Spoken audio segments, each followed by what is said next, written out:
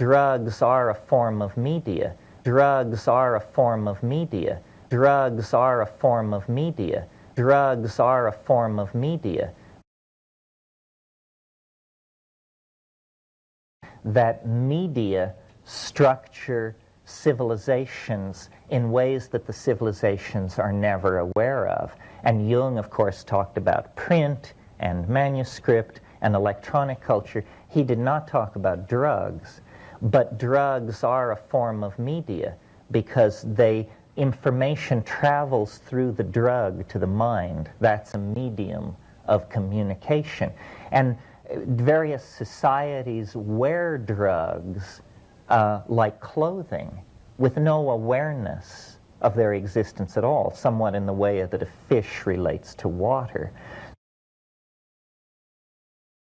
The striking thing when you set out to do a cultural survey like this is you discover that our culture, the culture of Europe, for most of us, some of us are black, some of us are Asian, but largely the roots of American culture lie in Europe.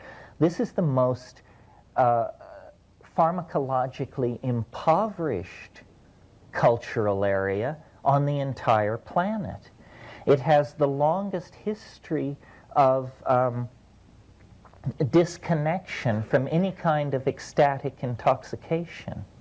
And the cultural forms of Europe, linear, abstract, narcissistic, and promoting of male dominance, are, to my mind, exactly what you would expect in a culture long deprived of the boundary-dissolving, numinous encounter with the vegetable mind.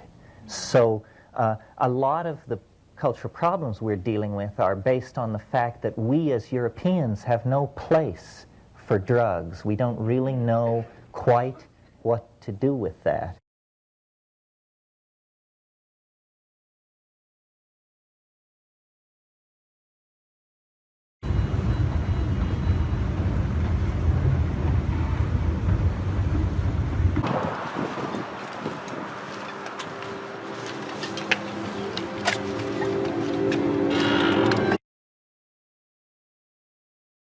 That a culture takes its tone, its clothing, from the drugs that it admits, and you can know a great deal about a culture from the drugs that it excludes, the drugs that it excoriates and fears, because various drugs accentuate and suppress different parts of the psyche. So these are statements about anxiety, about various parts of the psyche.